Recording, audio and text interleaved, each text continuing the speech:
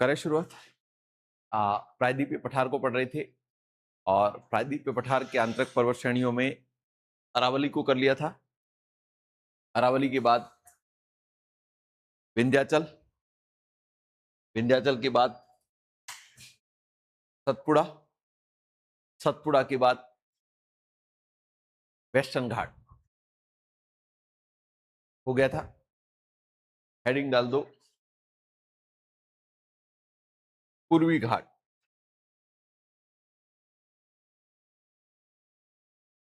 पूर्वी घाट,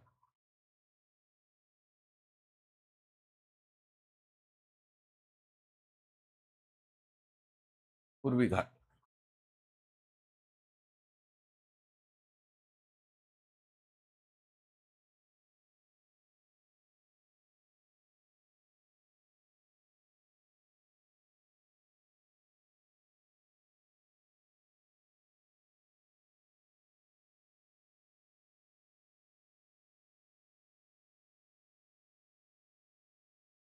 ठीक है, एक बार देख लो।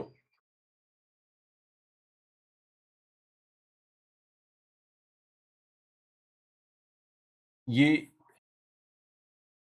यहां पर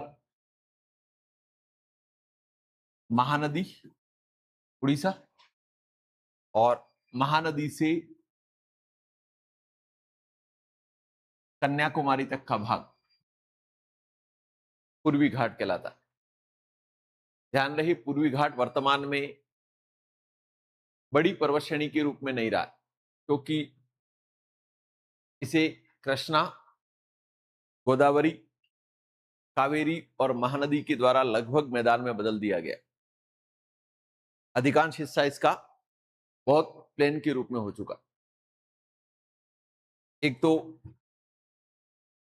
यहां आंध्र प्रदेश, और आंध्र प्रदेश में इसकी सर्वोच्च चोटी जिस जिले में है उसका नाम है विशाखापट्टनम। और विशाखापट्टनम में पहले विशाखापट्टनम चोटी नाम था, अभी अरायकोंडा। ठीक है, तो एक तो पूर्वी घाट की सर्वोच्च चोटी कौन सी है? अरायकोंडा। यहां पर उड़ीसा में एक और चोटी है जिसका नाम है महेंद्रगिरी। उड़ीसा में जो चोटी है उसका नाम क्या है? महेंद्रगिरी। इसके बाद यहां ये आंध्र का हिस्सा और तमिलनाडु का हिस्सा, यहां उत्तर से दक्षिण आंतरिक श्रेणियां जिसमें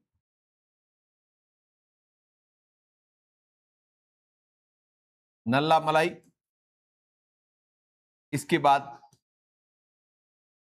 पालकोंडा, इसके बाद जावेदी और इसके बाद शेवरों। परीक्षा में यह भी पूछा जाता है कि आंध्र एवं तमिलनाडु में विस्तृत पूर्वी घाट की श्रेणियों का क्रम। तो पहली कौन सी है? नल्लामलाई, दूसरी पालकोंडा, तीसरी जावेदी और चौथी का नाम शेवरों। पूर्वी घाट में क्या याद रखना है? पूर्वी घाट महानदी के मुहाने से लगाकर कन्याकुमारी तक।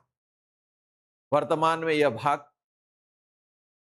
लगभग मैदान में परिवर्तित हो चुका है। कृष्णा, गोदावरी, कावेरी और महानदी के द्वारा इसे अपरदित कर दिया गया है। इसकी सर्वोच्च चोटी आंध्र प्रदेश के विशाखापट्टनम जिले में, और इसका पूरा नाम है, चोटी का नाम है अरायकोंडा। इसकी दूसरी ऊंची चोटी महेंद्रगिरी उड़ीसा में। ये अरायकोंडा लगभग 1620 मीटर है और 1501 मीटर महेंद्रगिरी।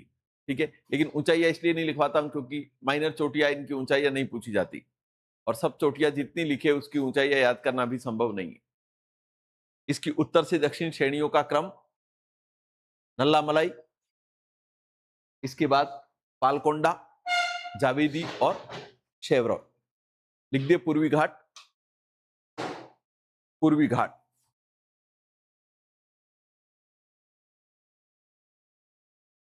लिखे।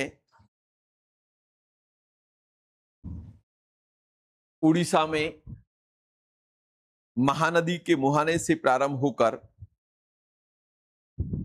उड़ीसा में महानदी के मुहाने से प्रारंभ होकर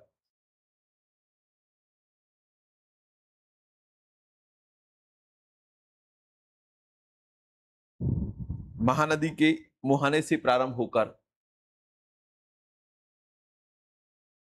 कन्याकुमारी तमिलनाडु तक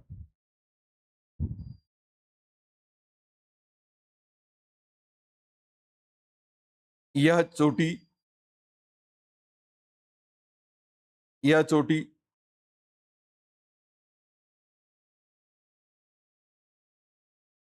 सॉरी यह पर्वत श्रेणी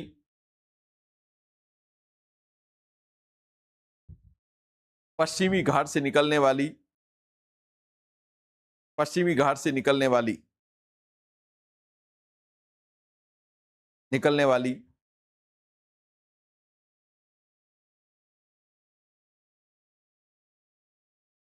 महानदी कृष्णा, कावेरी एवं गोदावरी, कृष्णा, कावेरी एवं गोदावरी द्वारा लगभग मैदान में परिवर्तित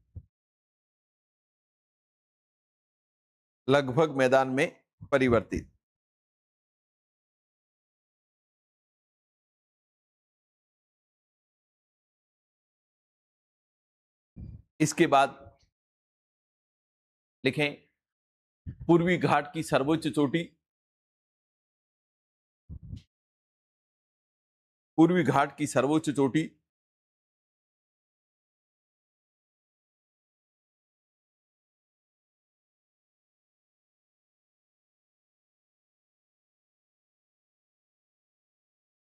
अरायकोंडा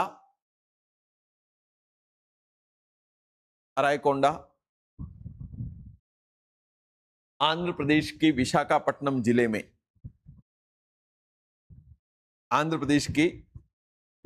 विशाखापट्टनम जिले में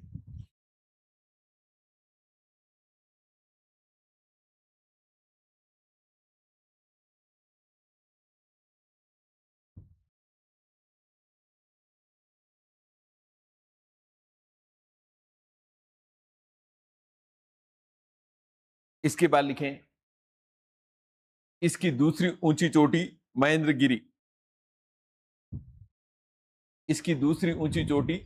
महेंद्रगिरी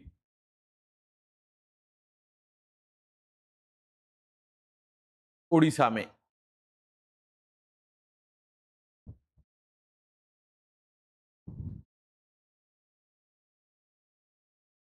इसकी दूसरी ऊंची चोटी महेंद्रगिरी उड़ीसा में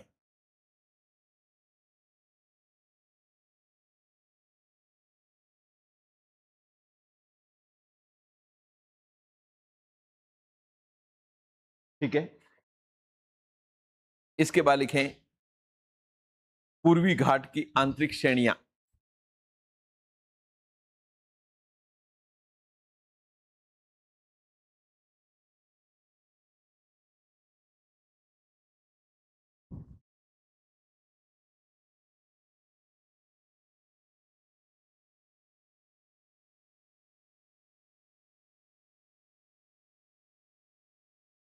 लिखें आंध्र प्रदेश एवं तमिलनाडु में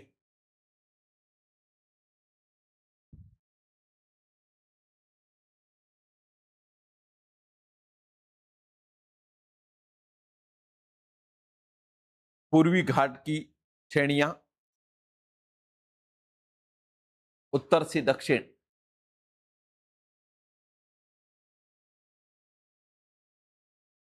से दक्षिण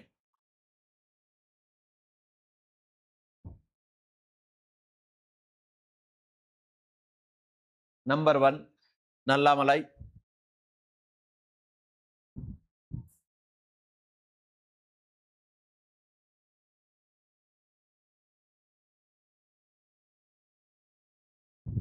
नंबर 2 पालकोंडा,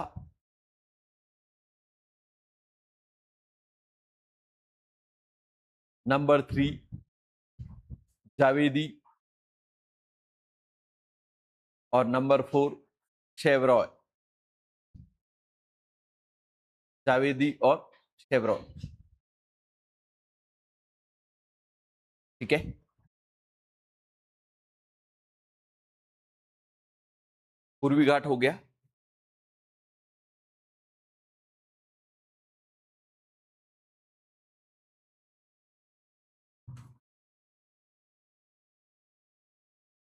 ये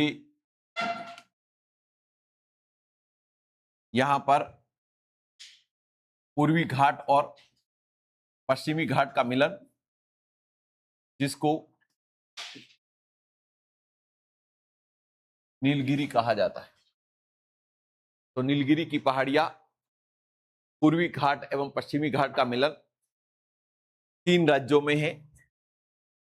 राज्यों में कर्नाटक, केरल और तमिलनाडु। पूर्वी घाट और पश्चिमी घाट का मिलन क्या कहलाता है? नीलगिरी। ध्यान रहे, नीलगिरी की पहाड़ियां दक्षिण भारत का प्रसिद्ध पर्यटन केंद्र भी है। दक्षिण भारत का प्रसिद्ध पर्यटन केंद्र कौन सा है? तो नीलगिरी। अगर नीलगिरी की बात करें तो नीलगिरी की पहाड़ियों में दक्षिण भारत का प्रसिद्ध पर्यटन केंद्र ऊटी। ऊटी किन पहाड़ियों में स्थित है? इसी में। नीलगिरी की पहाड़ियां नीली वृक्ष की अधिकता के कारण नीलगिरी की पहाड़ियां कहलाती है। यह दक्षिण भारत का प्रसिद्ध चाय उत्पादन केंद्र भी है। दक्षिण भारत का फेमस चाय उत्पादन केंद्र कौन सा है? नीलगिरी की पहाड़ियां। नीलगिरी की पहाड़ियों में एक जनजाति निवास करती है, टोडा। परीक्षा में क्वेश्चन पूछा जाता है कि टोडा जनजाति किन पहाड़ियों में निवास करती है? तो नीलगिरी। इस जनजाति को अक्सर परीक्षाओं में पूछे जाने के पीछे का कारण है, जनजातियों की जो कैरेक्टरिस्टिक होती है इसकी ठीक उलट है। मतलब जनजातियों में अधिकांश जनजातियां मांसाहारी है, ये वेजिटेरियन, शाकाहारी। अधिकांश जनजातियां भेड़ बकरी पालन करती, ये भैंस पालन का कार्य करती। अधिकांश जनजातियों में बहुपत्नी प्रथा, इसमें बहुपति प्रथा। तो जनजातियों की जितनी भी कैरेक्टरिस्टिक है उसकी उल्टी कैरेक्टरिस्टिक।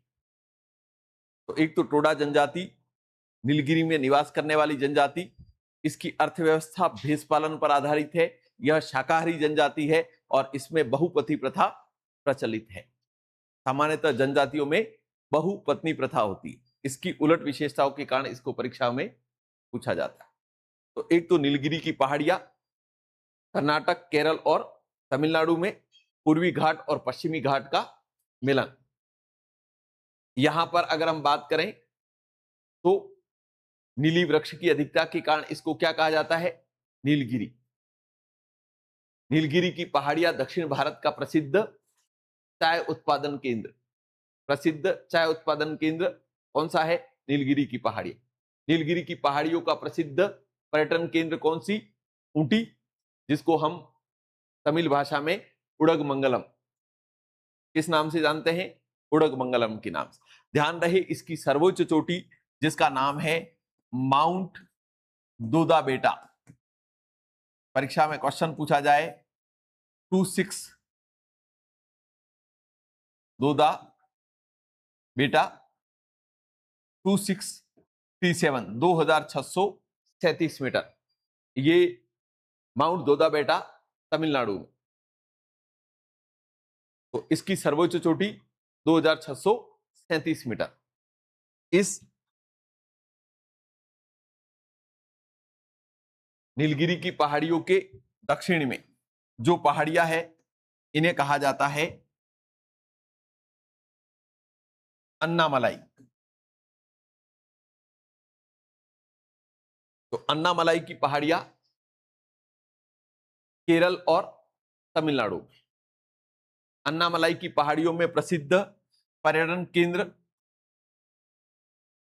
मुन्नार। दक्षिण भारत के प्रसिद्ध पर्यटन केंद्रों में कोडाईकनाल, पालनी, ये हिल स्टेशन है फेमस, जिसमें ऊटी। इसके बाद अन्नामलाई की पहाड़ियों में पर्यटन केंद्र कौन सा है? मुन्नार है। ये अन्नामलाई की पहाड़ियां जो है नीलगिरी की पहाड़ियों के दक्षिण में है, और इसकी जो सर्वोच्च चोटी है, इसकी सर्वोच्च चोटी का नाम है माउंट अनाईमुड़ी। और माउंट अनाईमुड़ी 2695 मीटर, वो 637 है, ये 695। और इसलिए परीक्षा में बार बार पूछी जाती है कि दक्षिण भारत की सर्वोच्च चोटी कौन सी है, तो माउंट अनाईमुड़ी किन पहाड़ियों में स्थित है? तो अन्नामलाई की पहाड़ी। इसके बाद नीलगिरी की सर्वोच्च चोटी कौन सी है? तो माउंट दोदा बेटा। इसके बाद यहां पर लास्ट इलायची की पहाड़ियां, भारत की दक्षिणतम पहाड़ियां, केरल एवं तमिलनाडु में। यह इलायची उत्पादन के कारण इलायची की पहाड़ियां या कार्डेमम हिल्स के नाम से जाना जाता है। ध्यान रखना, यहां पर जो केरल में पालनी और कोडाईकनाल जो हिल स्टेशन है वो वेस्टर्न घाट के, तो ये अलग से सारे हिल स्टेशन लिखवा दूंगा, घूमने जाओ तो भी काम आएंगे, परीक्षा में पूछे तो भी काम आएंगे। ठीक है, तो एक तो नीलगिरी की पहाड़ियों में ऊटी, अन्नामलाई की पहाड़ियों में मुन्नार, और कोडाईकनाल और पालनी कहां पर है? वेस्टर्न घाट का हिस्सा जो केरल में, ये दोनों तमिलनाडु में। ठीक है, ये हो गया। गारो, खासी और जयंतिया बार बार बता चुका हूं। गारो, खासी, जयंतिया कहां पर? कहां? मेघालय में। ज्यादा पढ़ा हूं तो बिल्कुल भूल मत जाना, नहीं तो जॉन लॉक ने जो कहा है कि टेबुला रोसा, कोरा कागज। ठीक है, बच्चा जब पैदा होता है तब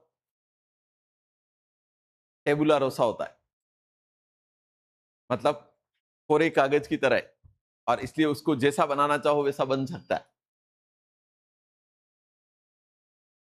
तो एक तो गारो, खासी एवं जयंतिया कहां पर है? मेघालय में। फनल शेप आकृति के कारण विश्व की सर्वाधिक वर्षा प्राप्त करती है। खासी जो जनजाति है वो भारत की मात्र सत्तात्मक जनजातियां, भारत में मात्र सत्तात्मक 3 जनजातियां, मतलब मात्र सत्तात्मक जनजातियां वह जनजातियां जिनमें संपत्ति की अधिकारी छोटी पुत्री होती, घर में सबसे जो छोटी बेटी है वह संपत्ति की अधिकारी होती है, जबकि पितृ सत्तात्मक जो प्रणाली है उसमें पुत्र को पिता की संपत्ति का परंपरागत अधिकारी माना जाता है। तो 90% जो जनजातियां, वो जनजातियां पितृ सत्तात्मक है, लेकिन खासी और पुलवाय और कादर भारत में मात्र सत्तात्मक जनजातियां मानी जाती। लिख दे सारी पहाड़ियां पूरी, लिखो, एक पैराग्राफ चेंज कर छोड़ देना। पूर्वी घाट लिखवाया 6 लाइनें।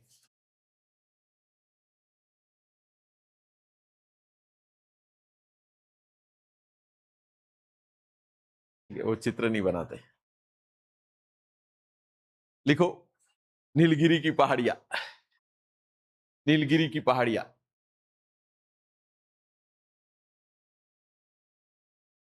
पश्चिमी घाट एवं पूर्वी घाट का मिलन। नीलगिरी की पहाड़ियां पश्चिमी घाट एवं पूर्वी घाट का मिलन।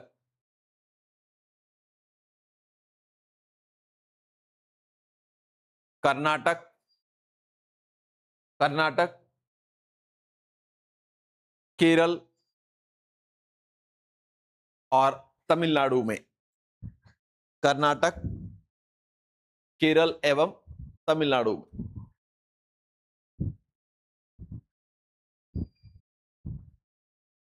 इसकी सर्वोच्च चोटी, इसकी सर्वोच्च चोटी माउंट दोदा बेटा,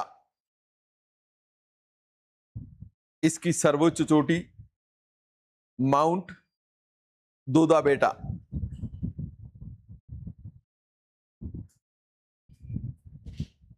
ब्रैकेट में तमिलनाडु। तमिलनाडु।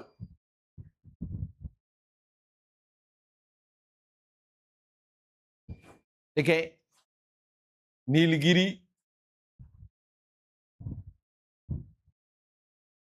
नीली वृक्ष की अधिकता के कारण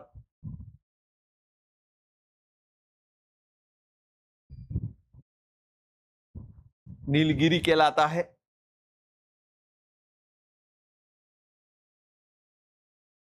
यह दक्षिण भारत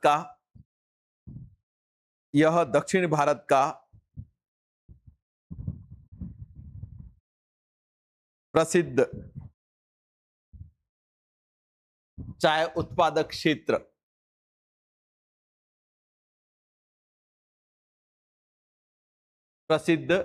उत्पादक क्षेत्र यहां पर स्थित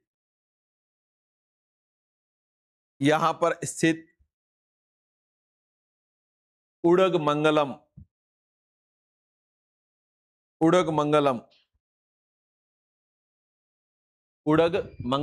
ब्रैकेट में ऊंटी,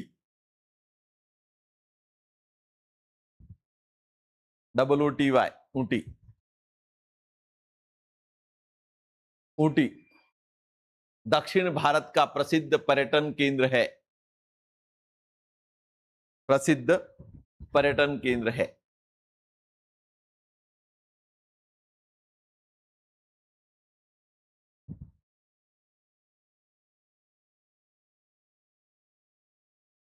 यहां पर टोडा जनजाति निवास करती है। टोडा जनजाति निवास करती है।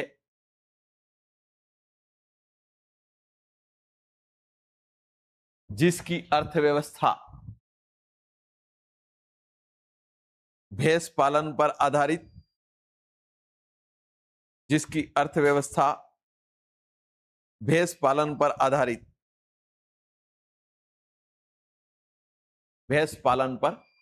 आधारित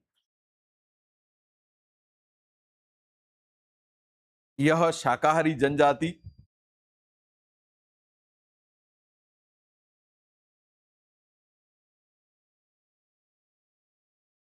शाकाहारी जनजाति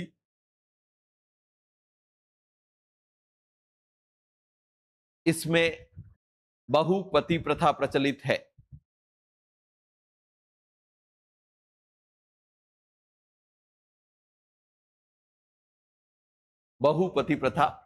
है। इसके बाद नेक्स्ट अन्नामलाई की पहाड़ियां।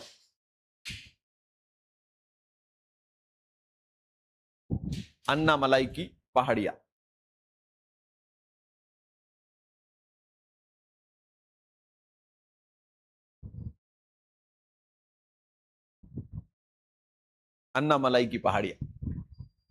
नीलगिरी के दक्षिण में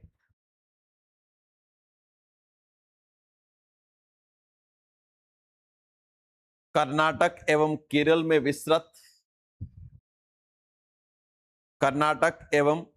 केरल में विस्तृत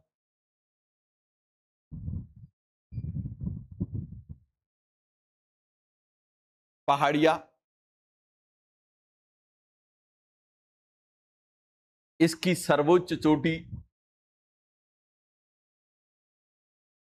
mount Anamudi 2695 metre, Mount Anamudi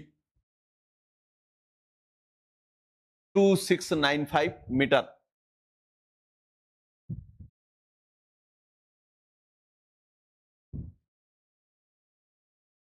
दक्षिण भारत की सर्वोच्च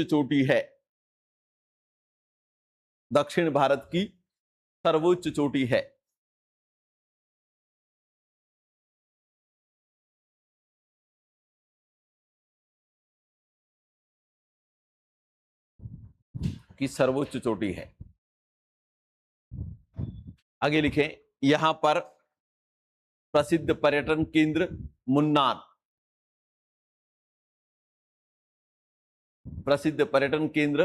मुन्नार, पहले नहीं लिखवा रखा है।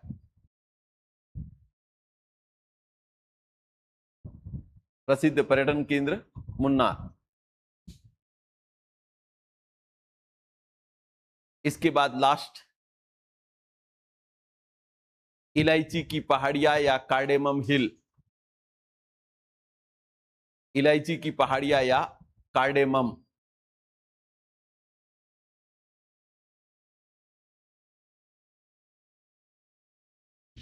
भारत की दक्षिणतम पहाड़ियां।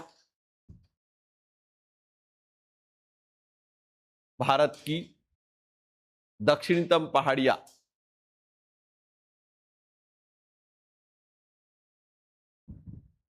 यह कर्नाटक एवं केरल में,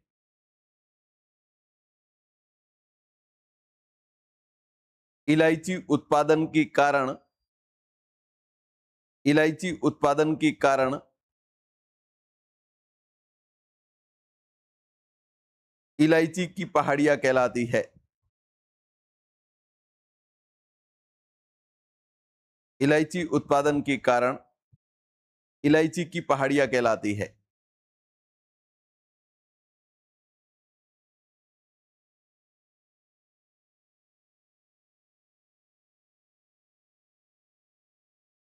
लास्ट, गारो, खासी एवं जयंतिया।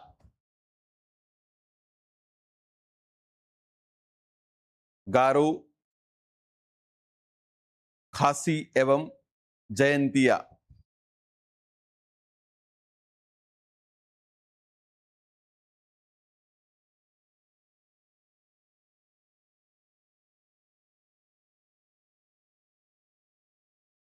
लिखें, मेघालय में स्थित पहाड़ियां,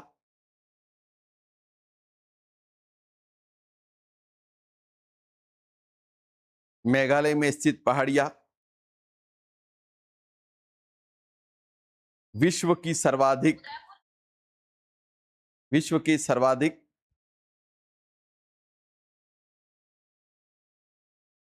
वर्षा प्राप्त करती है। विश्व की सर्वाधिक वर्षा प्राप्त करती है।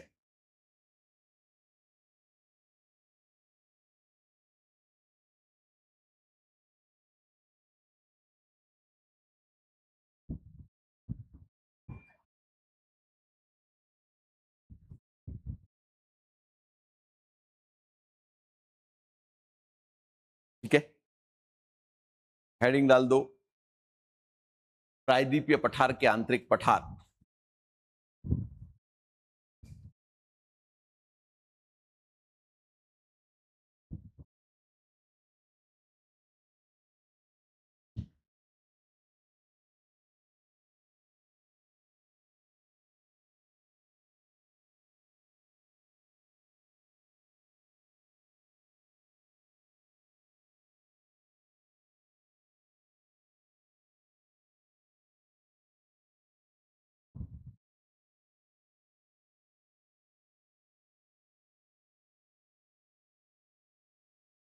डाल दिया हेडिंग।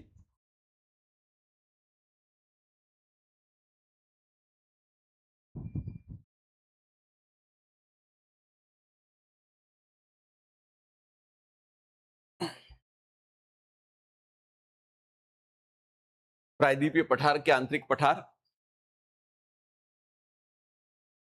इधर देख लो। एक तो छोटा नागपुर का पठार,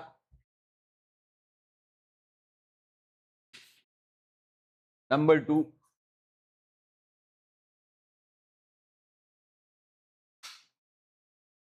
कर्नाटक का पठार, नंबर 3 दक्कन का पठार, नंबर 4 मालवा का पठार, नंबर 6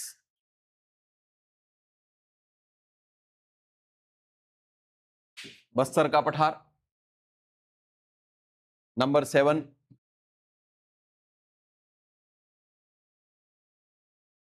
दंडकारण्य का पठार, नंबर 8 तेलंगाना का पठार, इसके बाद मेघालय का पठार, इसके बाद बघेलखंड और बुंदेलखंड का पठार। ठीक है, सारे पठारों पर बात करते। हेडिंग डाल दो पहला, छोटा नागपुर का पठार। छोटा नागपुर का पठार,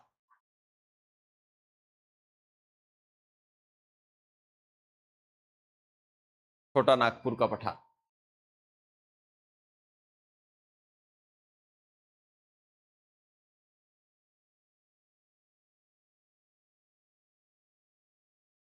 छोटा नागपुर। ठीक है, इधर देख लो,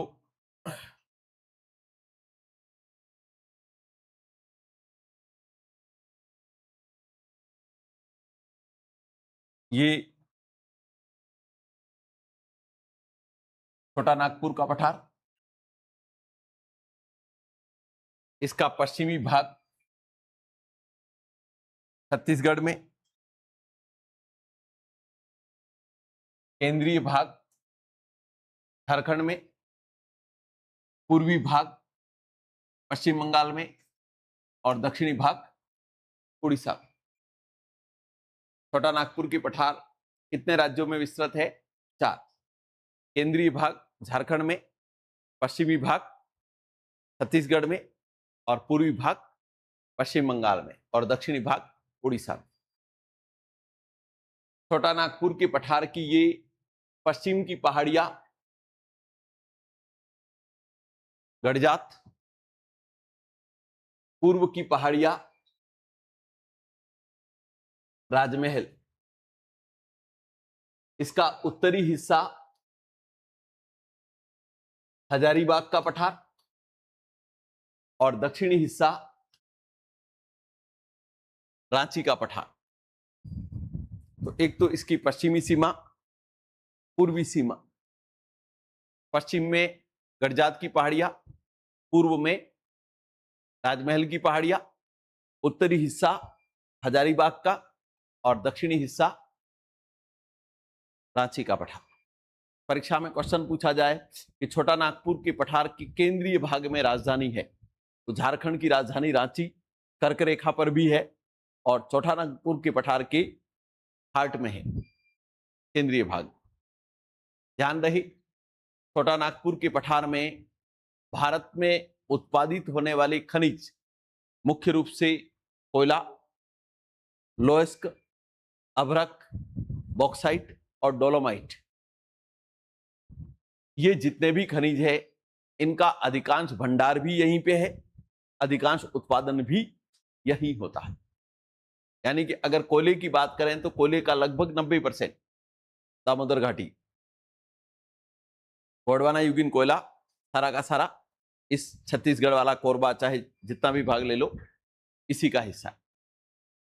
इसके बाद लोएस्क का अधिकांश भाग यहीं पर है और इसलिए छोटा नागपुर के पठार को भारत में स्टोर हाउस ऑफ मिनरल कहा जाता है, खनिजों का भंडार। इसे कहा जाता है छोटा नागपुर के पठार।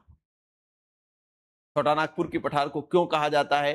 तो अधिकांश खनिज जो है उनकी सर्वाधिक मात्रा अगर कहीं पर है तो इसे छोटा नागपुर का पठार।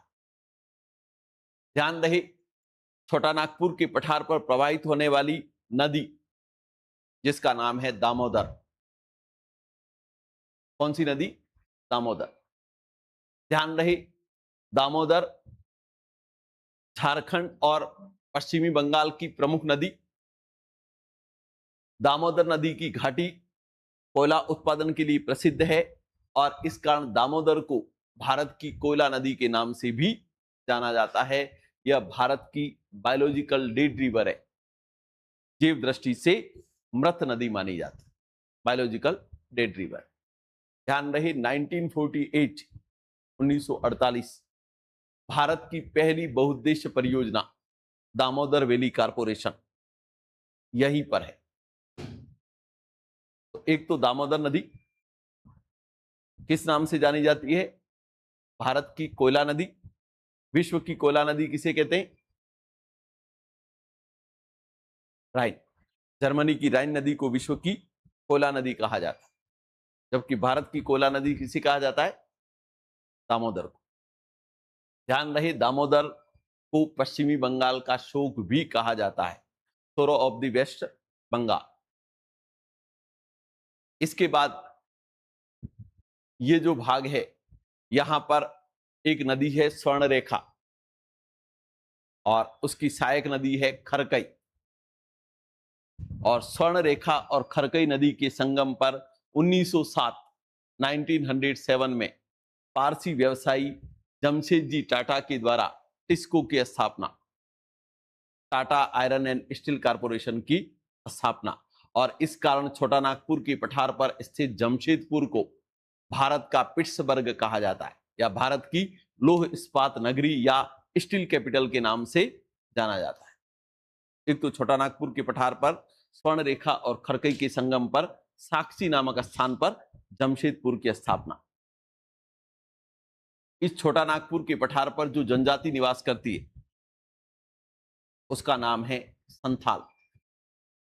कौन सी जनजाति है? संथाल। और संथाल जनजाति से संबंधित भारत की राष्ट्रपति द्रौपदी मुर्मू किस जनजाति से संबंध रखती है? संथाल जनजाति। ध्यान रही, संथाल जनजाति रेट हॉल खनन के लिए जानी जाती। कौन सा शब्द यूज किया?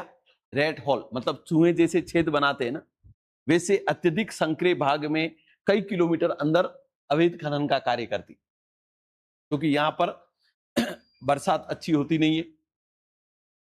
पूरा का पूरा पठारी भागे, मतलब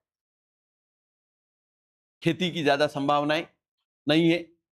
वहां पर ज्यादातर विदेशी कंपनियां हैं और बड़ी कंपनियां जो है वो रिसोर्सेज को लूटती है, स्थानीय जनता के लिए कोई खास काम नहीं करती। तो संथाल जनजाति यहां पर बड़ा पिछड़ा जीवन व्यतीत करती है। और अगर आप द्रौपदी मुर्मू की अगर बायोग्राफी भी पढ़ेंगे तो आप देखेंगे कि उनके परिवार में अधिकांश लोग कोयला खदानों में मजदूरी करते हुए असमय मृत्यु को प्राप्त हो गए। मतलब कुछ बाल्यावस्था में, किशोरावस्था में ही कोयला खदानों में काम करते हुए, क्योंकि कोयला खदान जो होता है उसमें अंदर काम करने पर कोयले के साथ मीथेन निकलती, और मीथेन धीमा जहरी है। कभी कभार तो कोयला खदानों में आग भी लग जाती है, कभी कभार कोयला खदानें ढह जाती है, क्योंकि पूरा का पूरा जो एरिया है वो माइनिंग से रिलेटेड ही। तो रेट हॉल खनन के लिए। इसके बाद छोटा नागपुर के पठार पर जादूगुड़ा, झारखंड का, भारत का यूरेनियम उत्पादक क्षेत्र जादूगुड़ा का संबंध इस पठार से, तो छोटा नागपुर के पठार से।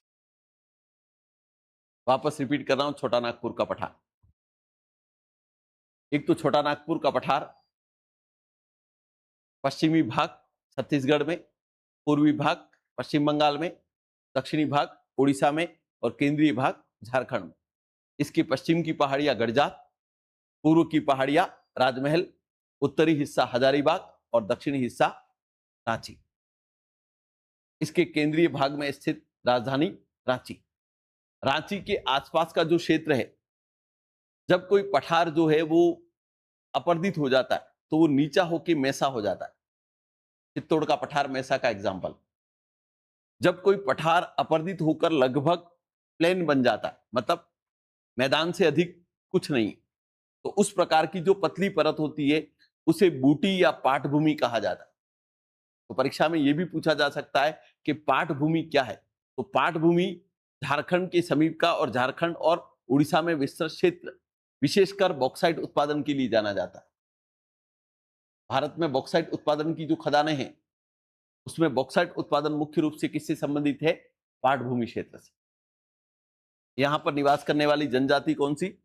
संथाल। इसके लिए जानी जाती है अवैध खनन, रेट-हॉल खनन के लिए। यहां पर प्रवाहित होने वाली प्रमुख नदी कौन सी? दामोदर। यहां पर स्वर्ण रेखा और खरकई के संगम पर साक्षी नामक स्थान पर इसको जमशेदपुर की स्थापना Tata iron and steel corporation 1907। ठीक है, लिखवा दो एक बार, लिखो। छोटा नागपुर का पठार,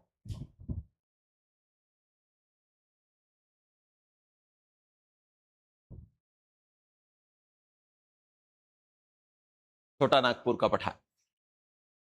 लिखें, भारत में लौह अयस्क, आयरन और कोयला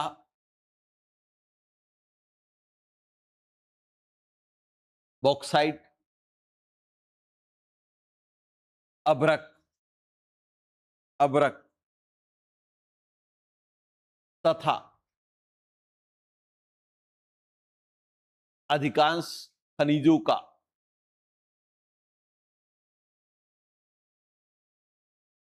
खनिजों का भंडार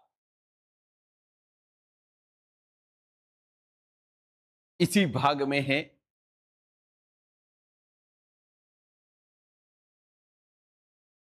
इसी भाग में है। यह खनिजों की दृष्टि से भारत का सबसे समृद्ध, खनिजों की दृष्टि से भारत का सबसे समृद्ध पठार। इसे भारत में खनिजों का भंडार कहा जाता है। इसे भारत में खनिजों का भंडार कहा जाता है।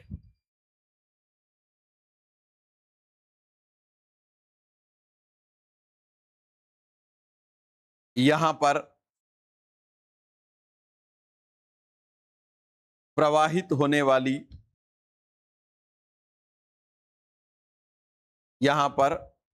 होने वाली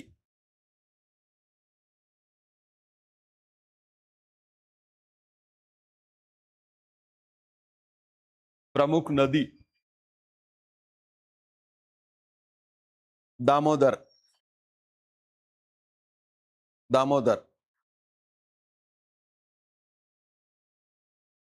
दामोदर की घाटी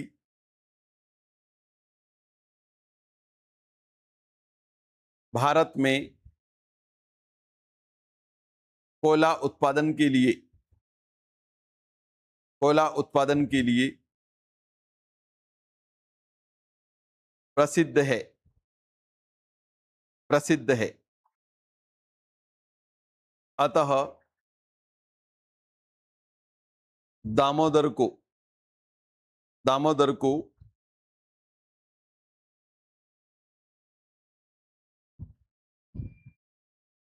भारत की कोयला नदी एवं पश्चिम बंगाल का शोक कहा जाता है।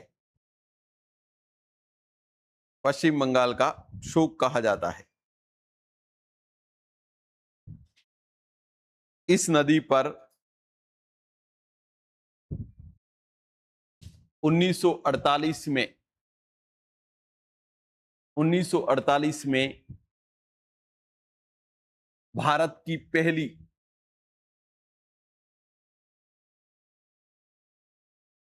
बहुउद्देश्य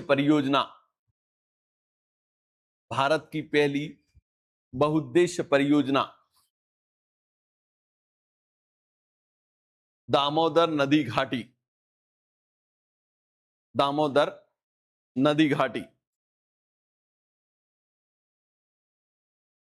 स्थित है। दामोदर नदी घाटी स्थित है। इसके बाद लिखें, छोटा नागपुर के पठार की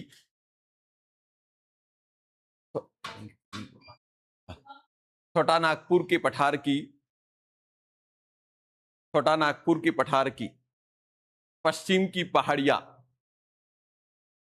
पश्चिम की पहाड़ियां, गडजात की पहाड़ियां, गडजात की पहाड़ियां,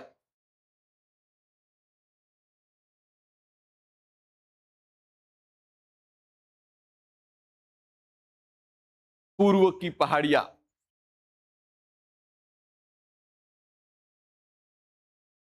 राजमहल की पहाड़ियां, राजमहल की पहाड़ियां,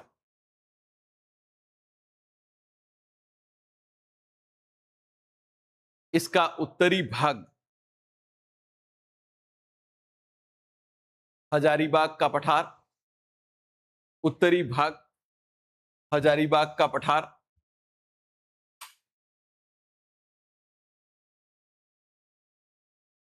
दक्षिणी भाग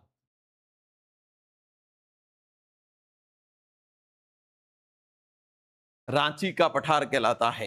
दक्षिण भाग रांची का पठार कहलाता है, रांची का पठार कहलाता है।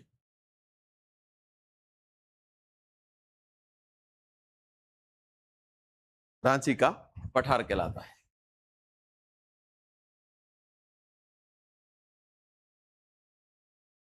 पैराग्राफ चेंज करके लिखो, इस पठार पर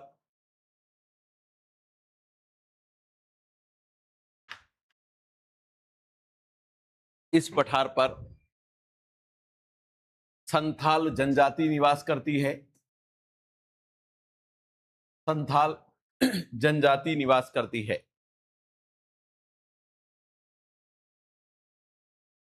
जो रेड होल खनन के लिए, जो रेड होल खनन, रेड होल खनन के लिए जानी जाती है।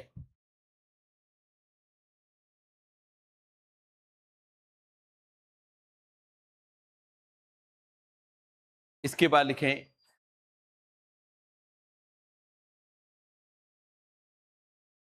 छोटा नागपुर के पठार पर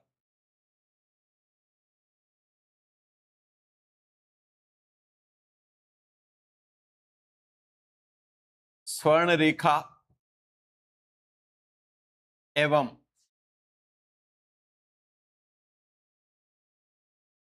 खरकई नदी, स्वर्ण रेखा एवं खरकई नदी के संगम पर, संगम पर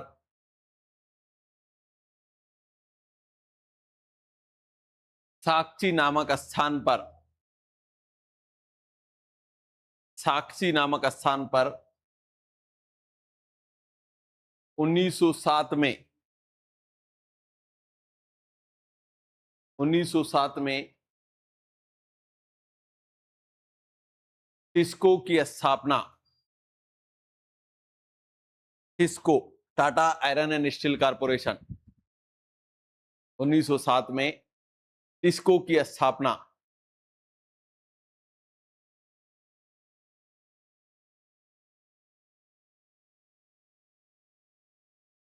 टिस्को की स्थापना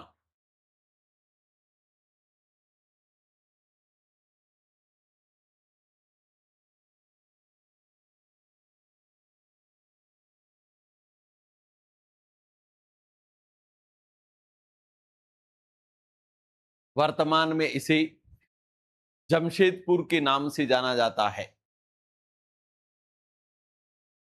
वर्तमान में इसे जमशेदपुर के नाम से जाना जाता है।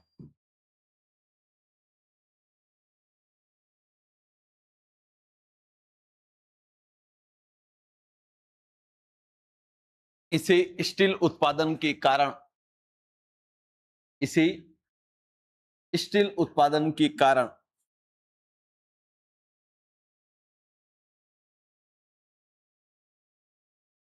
भारत का पिट्सबर्ग कहा जाता है।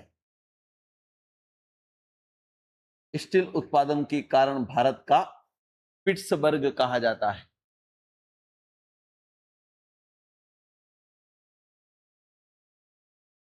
पिट्सबर्ग कहा जाता है।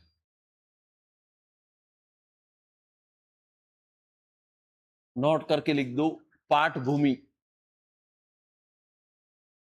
पाठ भूमि।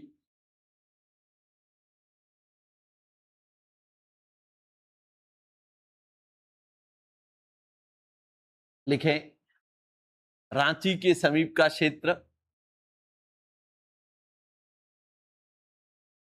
बॉक्साइट उत्पादन के लिए प्रसिद्ध है। बॉक्साइट उत्पादन के लिए प्रसिद्ध है।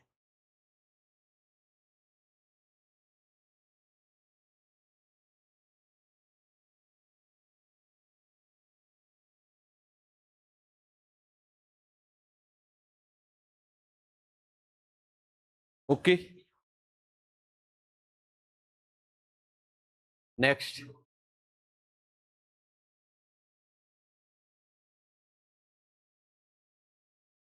कर्नाटक का पठार। हेडिंग डाल दो, कर्नाटक का पठार।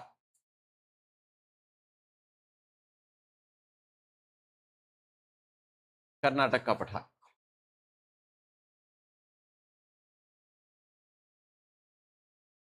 एक तो कर्नाटक का पठार यहां कर्नाटक में, कर्नाटक के पठार का दूसरा नाम मैसूर का पठार। परीक्षा में पूछा जाए कि भारत में खनिजों की दृष्टि से दूसरा समृद्ध पठार कौन सा है? भारत में खनिजों की दृष्टि से सबसे समृद्ध पठार छोटा नागपुर का, और खनिजों की दृष्टि से दूसरा समृद्ध पठार कौन सा है? तो कर्नाटक का पठार। ध्यान रहे, ये कर्नाटक का पठार जो है वो यहां पर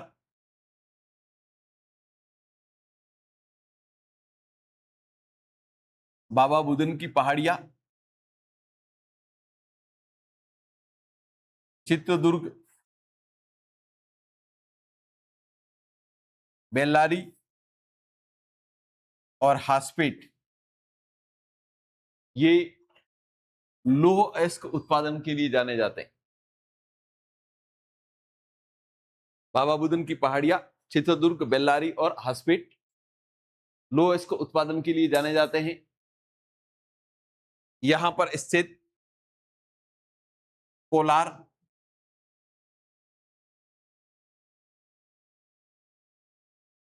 हट्टी एवं रायचूर सोना उत्पादन के लिए जाने जाते हैं। कोलार, हट्टी और रायचूर किसके लिए जाने जाते हैं? सोना उत्पादन के लिए। इस छोटा नागपुर के पठार, सॉरी, कर्नाटक के पठार पर ही बाबा बुदन की पहाड़ियां है, जहां पर बाबा बुदन के द्वारा इथोपिया, अफ्रीका और इथोपिया से कॉफी का पौधा लाके यहां पर लगाया जाता है। आज भी बाबा बुदन की पहाड़ियां भारत का सबसे बड़ा कॉफी उत्पादक क्षेत्र है। कर्नाटक भारत का सबसे बड़ा कॉफी उत्पादक राज्य। ध्यान रहे, कर्नाटक के पठार पर प्रवाहित होने वाली प्रमुख नदियों में कौन सी नदी है? कौन सी लिखवा रखी? कृष्णा, कावेरी। ठीक है, एक तो ब्रह्मगिरी की पहाड़ियों से निकलती है, एक निकलती है अपने त्रंबकेश्वर से। तो एक तो इस कर्नाटक के पठार पर एक नदी जो कृष्णा की सहायक है, जिसका नाम है भद्रावती। और भद्रावती जो है, उस नदी के आसपास का क्षेत्र दक्षिण भारत में इतिहास में विजयनगर साम्राज्य, हिस्ट्री में क्वेश्चन पूछा जाता है कि विजयनगर साम्राज्य की स्थापना किसने की थी? तो दो भाई है, एक हरिहर और दूसरा बुक्का। विजयनगर साम्राज्य की स्थापना हरिहर एवं बुक्का द्वारा। ठीक है, इधर के जितने भी वंशज है, चेर है, चोल है, पांड्य है, ये हमारा जो प्राचीन भारत है जो वास्तव में पढ़ाना चाहिए। अगर आप देखेंगे तो ताजमहल से कहीं सुंदर दक्षिण भारत की मीनाक्षी मंदिर, ठीक है, मतलब लाखों गुना, लेकिन पढ़ाया क्या गया? मिडाइवल। बाकी अगर आप ताजमहल देखने जाओ ना, मुझे तो जरूर पछतावा हुआ उसको देख के।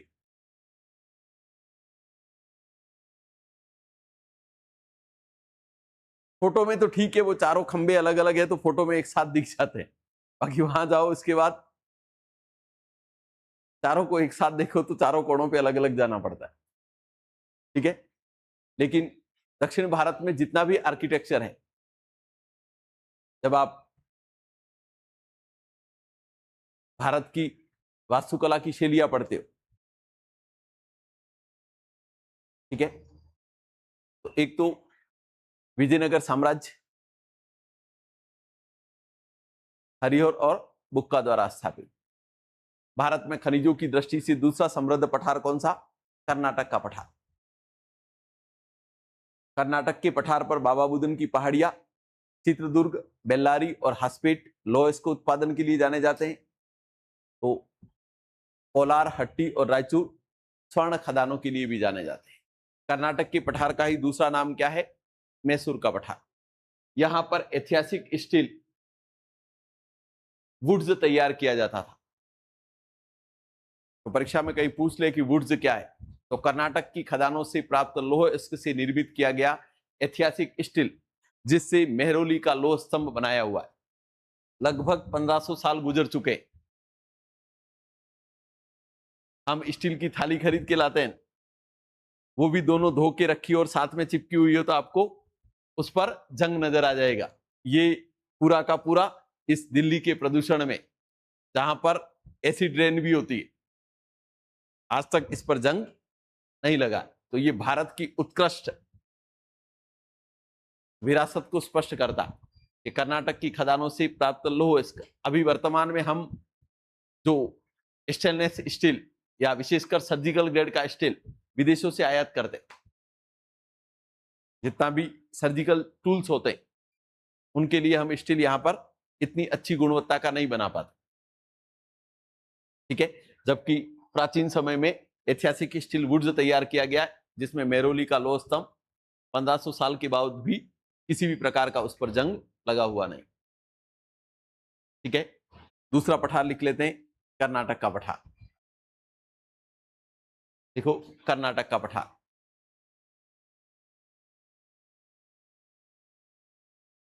भारत में खनिजों की दृष्टि से कहां तक लिखा हुआ था? बहुत पीछे।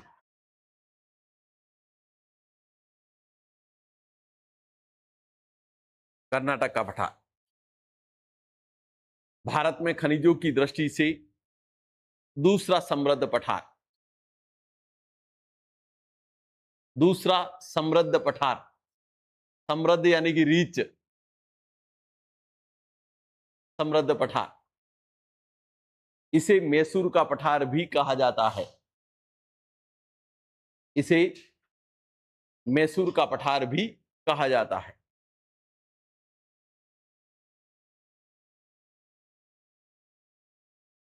मैसूर का पठार भी कहा जाता है।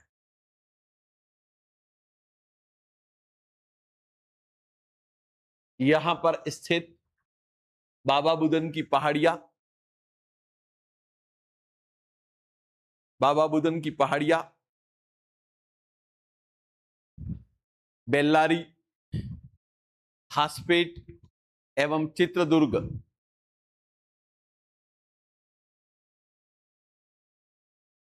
बाबा बुदन की पहाड़ियां, बेल्लारी, हासपेट एवं चित्रदुर्ग लौह अयस्क उत्पादन के लिए, बेल्लारी, हासपेट, चित्रदुर्ग लौह अयस्क उत्पादन के लिए, लौह अयस्क उत्पादन के लिए, तथा कोलार, हट्टी, कोलार, हट्टी एवं रायचूर, कोलार हट्टी एवं रायचूर स्वर्ण उत्पादन के लिए प्रसिद्ध है। कोलार हट्टी एवं रायचूर स्वर्ण उत्पादन के लिए प्रसिद्ध है।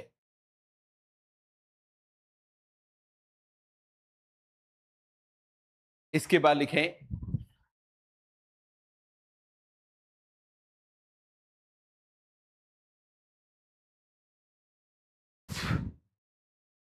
बाबा बुदन की पहाड़ियां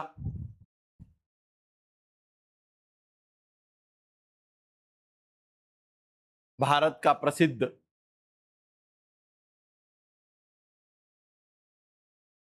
कॉफी उत्पादन क्षेत्र। बाबा बुदन की पहाड़ियां भारत का प्रसिद्ध कॉफी उत्पादन क्षेत्र।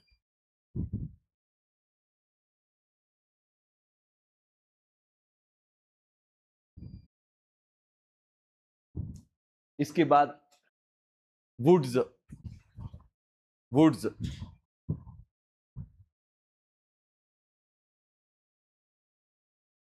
वुड्स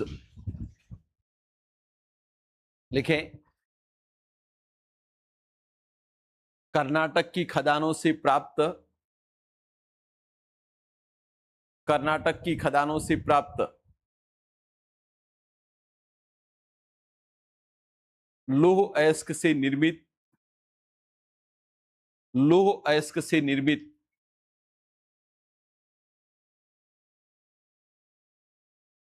ऐतिहासिक स्टील,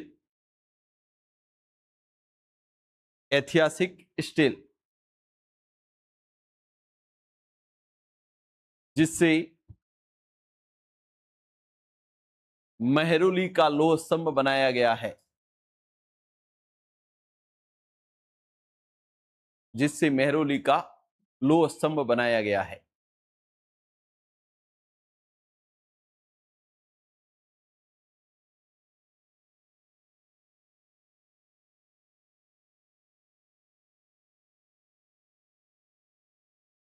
ठीक है, कर्नाटक का पठार हो गया। हेडिंग डाल दो दक्कन का पठार।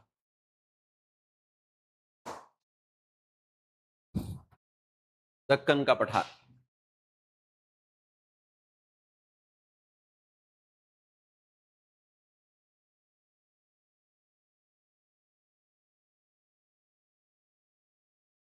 दक्कन का पठार, एक तो दक्कन का पठार इस प्रायद्वीपीय पठार के उत्तरी पश्चिमी भाग में, ये पठार प्रायद्वीपीय पठार का जो हिस्सा है उसके 7 लाख वर्ग किलोमीटर पर, यानी कि प्रायद्वीपीय पठार का क्षेत्रफल 16 लाख, उसमें से अकेले 7 लाख पर कौन सा है? दक्कन का पठार। दक्कन के पठार का निर्माण जिस युग में होता है उसका नाम है क्रिटेशियस। क्रिटेशियस काल में प्रायद्वीपीय पठार के उत्तरी पश्चिमी भाग पर दरारी ज्वालामुखी का उद्भेदन होता है और दरारी ज्वालामुखी के उद्भेदन से ये जो पठार निर्मित होता है दक्कन का पठार, इसमें लावा का परत दर परत जमाव होता है और लावा का परत दर परत जमाव होने के कारण इसे दक्कन ट्रेप भी कहा जाता है। दक्कन के पठार को क्या कहा जाता है? दक्कन ट्रेप भी कहा जाता है। यहां पर जो चट्टानें वो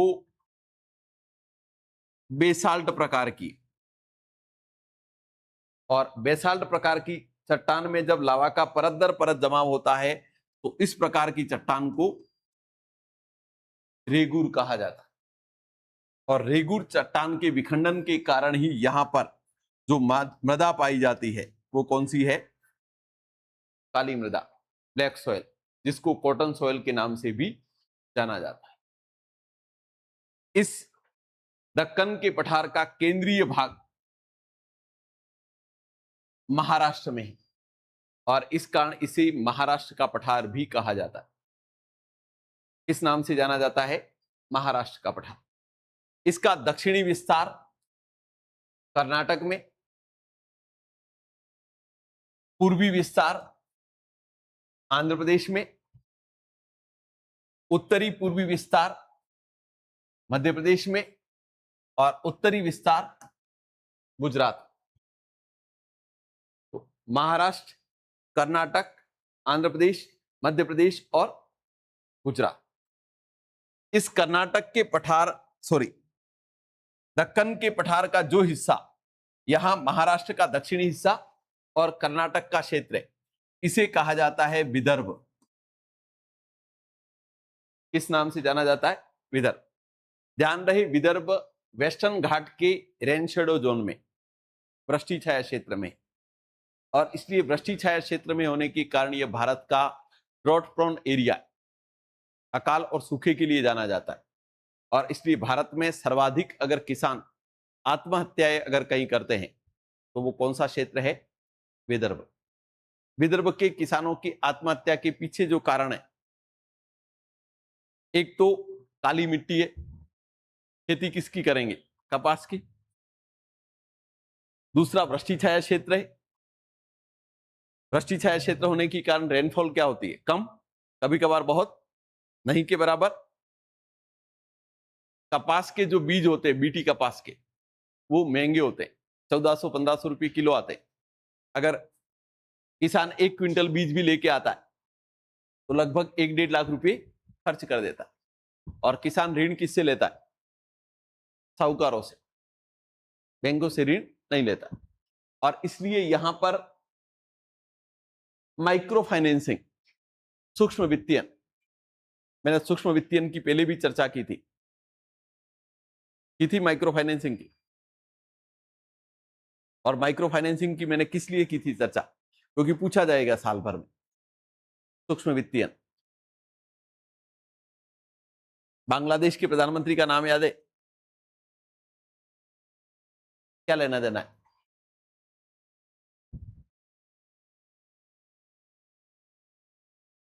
बांग्लादेश के प्रधानमंत्री, बांग्लादेश में तख्ता पलट हुआ ना, शेख हसीना अभी कहां है? दिल्ली में। भूल गए इतने में? और उसके बाद मोहम्मद यूनुस, बांग्लादेश के प्रसिद्ध अर्थशास्त्री, जिनको अर्थशास्त्र का नोबेल भी मिल चुका है, इन्होंने बांग्लादेश में माइक्रो फाइनेंसिंग की शुरुआत की थी। यानी कि सूक्ष्म वित्तीयन, छोटी छोटी बचतों को इकट्ठा करके आपस में ऋण बांटना, सूक्ष्म वित्तीयन कहलाता है। लेकिन माइक्रो फाइनेंसिंग जो है वो धीरे धीरे इसका स्वरूप बिगड़ गया। माइक्रो फाइनेंसिंग में वो लोग आ गए जिनको उच्च ब्याज दर का लालच है। मतलब यहां पर ब्याज दर होती है 2% से लगाकर 10%। और इस वजह से यहां पर जैसे ही किसान ऋण लेता है, ऋण किससे लेगा? बैंक से ले नहीं रहा है, किससे ले रहा है? सेल्फ हेल्प ग्रुप, स्वयं सहायता समूह यहां पर बनाए जाते हैं, SHG, जिनको हम यहां पर SHG कहते हैं राजस्थान में, सेल्फ हेल्प ग्रुप या स्वयं सहायता समूह। स्वयं सहायता समूह में पैसा किसका होता है? आसपास के पड़ोसियों का ही तो होता है। और पड़ोसी का पैसा अगर आपके पास रह जाए तो पड़ोसी खाना पीना हराम कर देता है।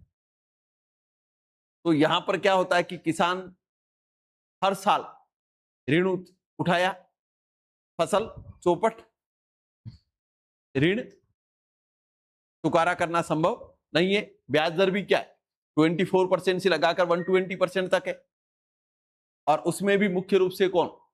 जो माइक्रो फाइनेंसिंग में बड़े जो लोग हैं वो घुस जाते हैं ताकि वो फंडिंग का काम करते हैं, मोटी दर को वसूल कर सके। इसलिए यहां के जो किसान हैं वो एक तो फसल के नुकसान होने की वजह से, दूसरा जब पैसा वसूली का दबाव होता है तो वो किसके द्वारा डाला जाता है? समुदाय जो आसपास का वही दबाव डालेगा। और उसकी वजह से सामाजिक समस्या उत्पन्न होती है, जैसे बच्चियों की विवाह में अवरोध है, सामाजिक तरीके से उनका बायकाट करना है। और सबसे ज्यादा अगर समाज की पड़ी हुई है तो निम्न वर्ग या मध्यम वर्ग को पड़ी हुई। उच्च वर्ग को समाज से कोई लेना देना नहीं है, उनका एक ही समाज है, जिसके पास पैसा है वो सही है। और इसलिए जितने भी सामाजिक नियम होते हैं, प्रतिबंध होते हैं, वो ज्यादातर कौन भुगता है? मध्यम वर्ग या मध्यम से निम्न वर्ग। बाकी उच्च वर्ग को कोई लेना देना नहीं। और इसलिए यहाँ के किसान जो है वो विभिन्न प्रकार की सामाजिक समस्याओं से ग्रस्त होने के बाद हर साल आत्महत्याएं करते हैं। तो एक तो भारत में आत्महत्याओं के लिए चर्चित क्षेत्र कौन सा है? विदर्भ,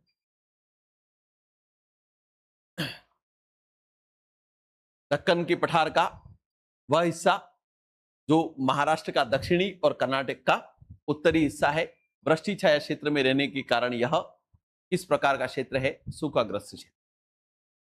इसके बाद इस दक्कन के पठार का जो हिस्सा मध्य प्रदेश में है, उसको मालवा का पठार कहते हैं। और मालवा के पठार का जो हिस्सा राजस्थान में, इसी को हम दक्षिणी पूर्वी पठारी प्रदेश के नाम से जानते हैं। तो भारत के संदर्भ में या राजस्थान के संदर्भ में भी पूछ सकता है कि भारत में पठारों का सही क्रम। तो प्रायद्वीपीय पठार का हिस्सा दक्कन का पठार, दक्कन के पठार का हिस्सा मालवा का पठार, और मालवा के पठार का हिस्सा हाड़ौती का पठार या राजस्थान का दक्षिणी पूर्वी पठारी प्रदेश। वापस रिपीट कर रहा हूं, उसके बाद लिख लेते हैं। एक तो दक्कन का पठार प्रायद्वीपीय पठार के उत्तरी पश्चिमी भाग पर क्रिटेशियस काल में दरारी ज्वालामुखी के उद्भेदन से लावा के परत दर परत जमाव से निर्मित होने के कारण इसे दक्कन ट्रेप भी कहा जाता है। इसका केंद्रीय भाग महाराष्ट्र में होने के कारण इसे महाराष्ट्र का पठार, इसका दक्षिणी भाग कर्नाटक में, पूर्वी भाग आंध्र प्रदेश में, उत्तरी पूर्वी भाग मध्य प्रदेश में एवं उत्तरी भाग गुजरात में है। इसके बाद विदर्भ, कर्नाटक का, महाराष्ट्र का दक्षिणी और कर्नाटक का उत्तरी भाग पश्चिमी घाट के वृष्टि छाया क्षेत्र में विशेषकर किसानों की आत्महत्या हेतु चर्चित रहता है। इसके बाद दक्कन के पठार पर पाए जाने वाली मृदा ज्वालामुखी निर्मित बैसाल्ट प्रकार की रेगुर चट्टानों के विखंड से निर्मित मृदा, रेगुर मृदा किस रंग की है? काले रंग की। कपास उत्पादन के लिए प्रसिद्ध होने के कारण इसे कॉटन सॉइल के नाम से भी जाना जाता है। इसके बाद मालवा का पठार, दक्कन के पठार का उत्तरी पूर्वी भाग जो मध्य प्रदेश में है उसे मालवा के पठार के नाम से जाना जाता है। लिखे, देखो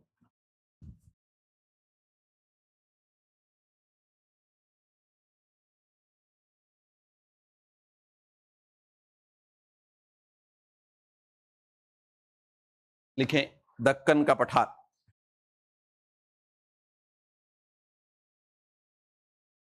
प्रायद्वीपीय पठार के उत्तरी पश्चिमी भाग में स्थित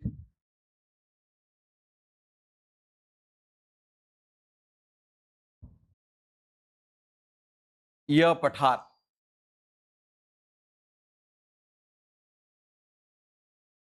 7 लाख वर्ग किलोमीटर क्षेत्र में है।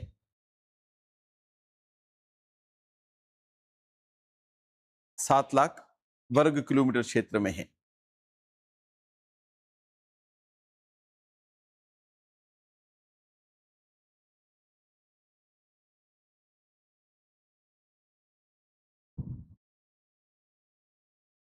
पैराग्राफ चेंज करके लिखो। इस पठार का निर्माण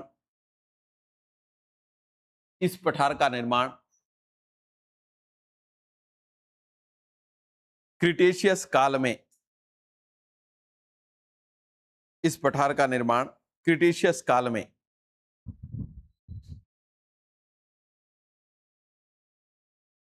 दरारी ज्वालामुखी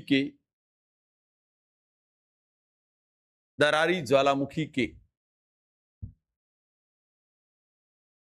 उद्भेदन से, दरारी ज्वालामुखी के उद्भेदन, इरप्शन, उद्भेदन से लावा की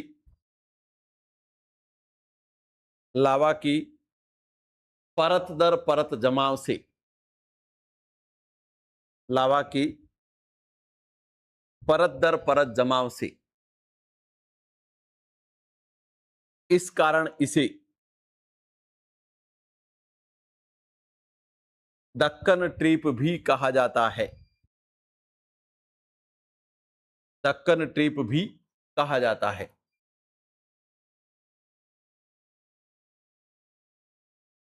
ट्रैप, दक्कन ट्रैप भी कहा जाता है। इसका केंद्रीय भाग महाराष्ट्र में होने के कारण इसका केंद्रीय भाग महाराष्ट्र में होने के कारण इसे महाराष्ट्र का पठार,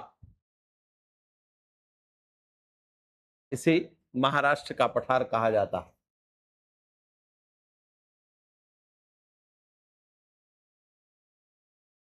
इसका दक्षिणी भाग कर्नाटक में, दक्षिणी भाग कर्नाटक में, पूर्वी भाग आंध्र प्रदेश में,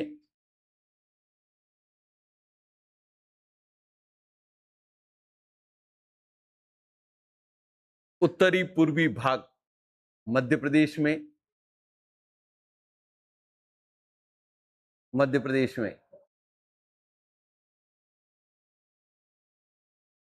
उत्तरी भाग गुजरात में।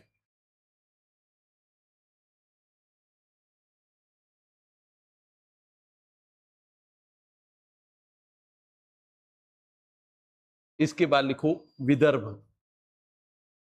विदर्भ।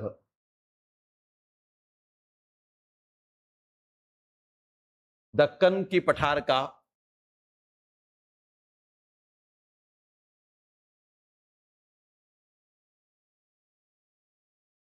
यह भाग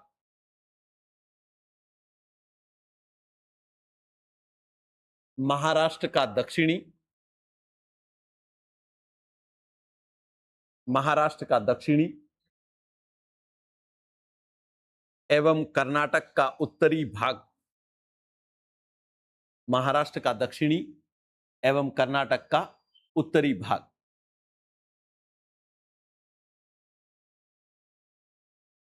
यह पश्चिमी घाट के, यह पश्चिमी घाट के वृष्टि छाया क्षेत्र में, वृष्टि छाया क्षेत्र में रहने के कारण, रहने के कारण भारत का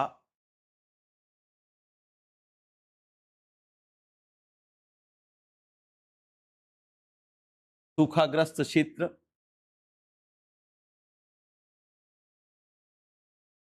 किसानों की आत्महत्याओं के लिए भारत का सूखाग्रस्त क्षेत्र किसानों की आत्महत्या हेतु चर्चित है, किसानों की आत्महत्या हेतु चर्चित है।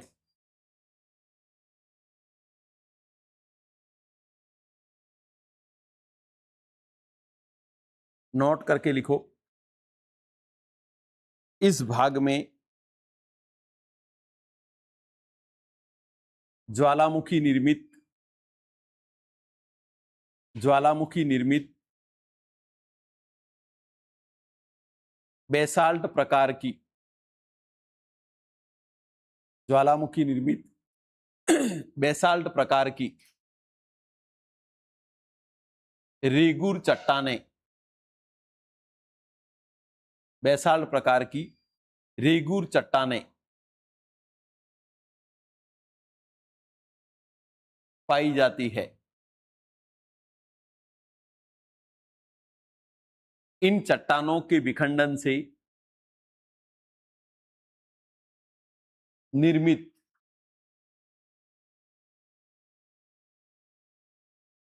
निर्मित काली मृदा ब्रैकेट में रेगुर मृदा, काली मृदा ब्रैकेट में रेगुर मृदा, कपास उत्पादन के कारण, कपास उत्पादन के कारण कपास मृदा कहलाती है, कॉटन सॉइल के नाम से जानी जाती है, कपास मृदा कहलाती है।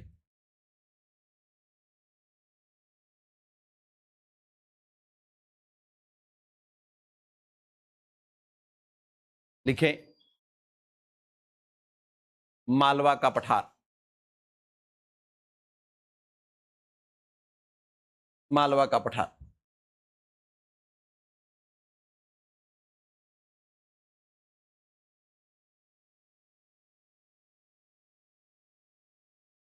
लिखें, दक्कन की पठार का, दक्कन की पठार का उत्तरी पूर्वी भाग मध्य प्रदेश में है, मध्य प्रदेश में है, जिसे मालवा का पठार कहा जाता है, जिसे मालवा का पठार कहा जाता है।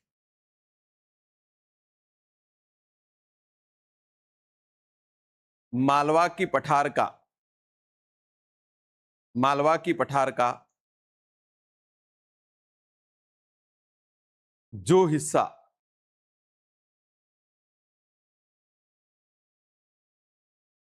राजस्थान में है, राजस्थान में है, इसे दक्षिणी पूर्वी पठारी प्रदेश कहा जाता है, दक्षिणी पूर्वी पठारी प्रदेश कहा जाता है।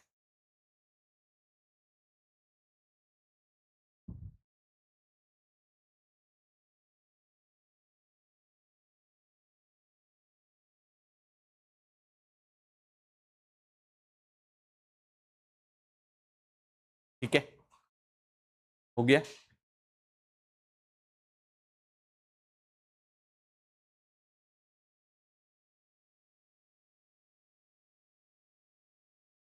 और पठार बता देता हूं, एक तो दंडकारण्य का पठार, ये पठार छत्तीसगढ़ में, और इसी को बस्तर का पठार भी कहा जाता है। इस नाम से जाना जाता है, बस्तर का पठार। ठीक है, यहां पर कौन सी जनजाति निवास करती है? गोंड। भारत का सबसे बड़ा जनजाति समुदाय कौन सा है? गोंड। इसके बाद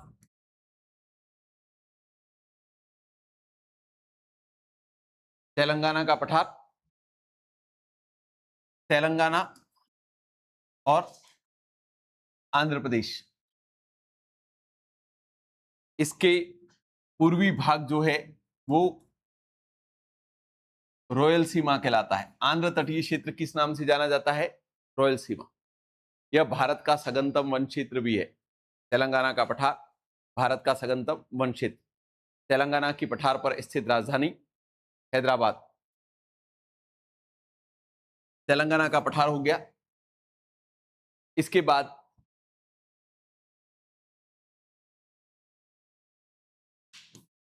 शिलोंग का पठार गारो, खासी एवं जैंतिया पहाड़ियों के वृष्टि छाया क्षेत्र में स्थित भारत का एकमात्र पठार जहां पर रेनफॉल मोर देन 100 सेंटीमीटर होती, लगभग 200 सेंटीमीटर वर्षा होती।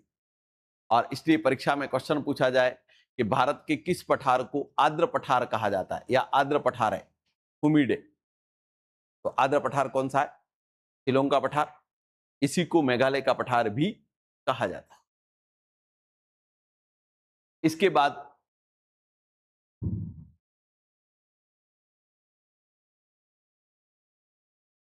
कार्बी एंगलोंग, आसाम में स्थित पठार, ये कार्बी अंगलोंग एक ग्रुप भी है जनजातियों का आसाम में, जो अलग राज्य की मांग कर रहा है। कार्बी अंगलोंग का पठार, ठीक है, और इसलिए हो सकता है परीक्षा में कार्बी अंगलोंग का पठार कहां पर है, तो आसाम में। इसके बाद बुंदेलखंड एवं बघेलखंड मध्य प्रदेश एवं उत्तर प्रदेश के मध्य विस्तृत क्षेत्र भारत के पिछले क्षेत्रों में सम्मिलित है। ओके, प्रायद्वीपीय पठार पूरा लिख दो।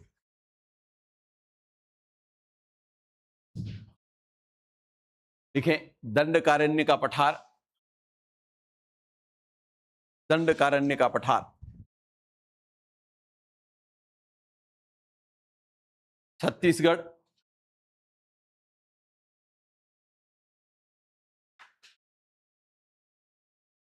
ब्रैकेट में लिख देना उड़ीसा की सीमा,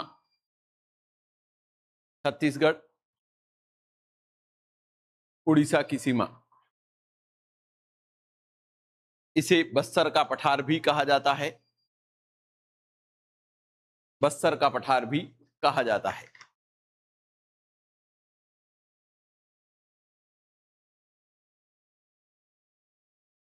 यहां पर गोंड जनजाति निवास करती है, यहां पर गोंड जनजाति निवास करती है, गोंड जनजाति निवास करती है।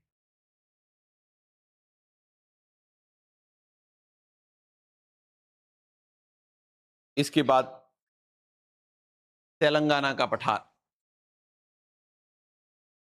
तेलंगाना का पठार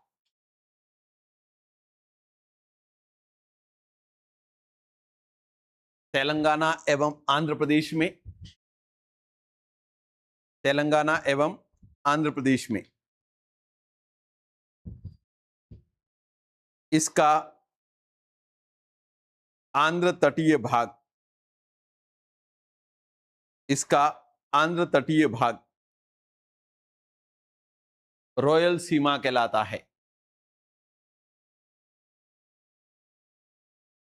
रॉयल सीमा कहलाता है।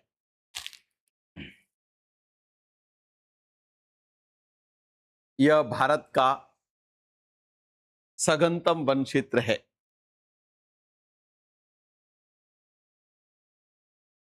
यह भारत का सघनतम वन क्षेत्र है,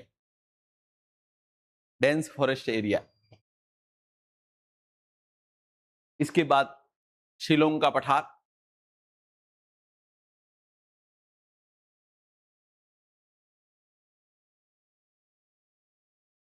गारो खासी एवं जैंतिया, गारो खासी एवं जैंतिया पहाड़ियों के वृष्टि छाया क्षेत्र में,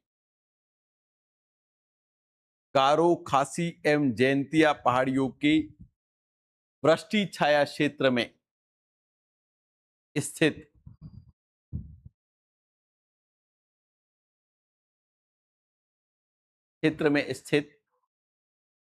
यह पठार लगभग 250 सेंटीमीटर वर्षा प्राप्त करता है।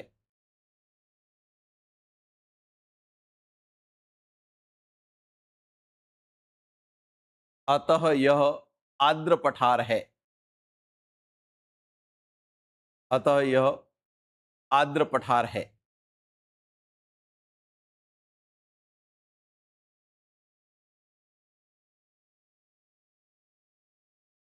इसके बाद कार्बी एंगलोंग का पठार,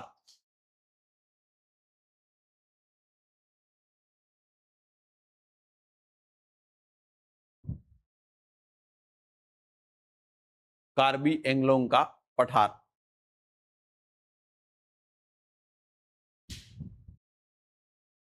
लिखें आसाम में स्थित पठारी भाग,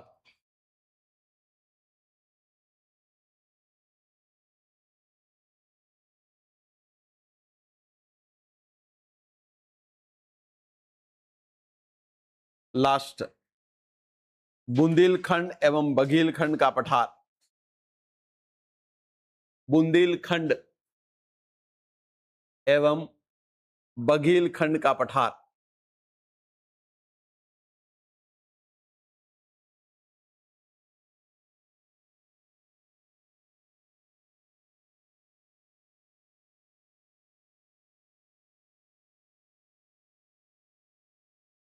लिखें, मध्य प्रदेश एवं उत्तर प्रदेश का यह भाग अत्यधिक पिछड़ा क्षेत्र है।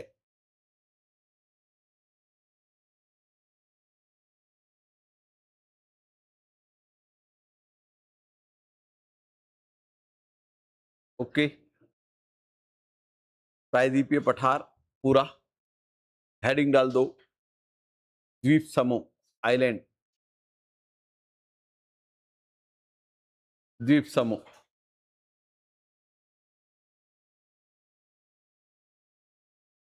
द्वीप समूह,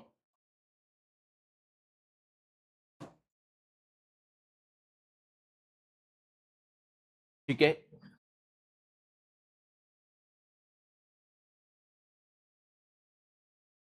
एक तो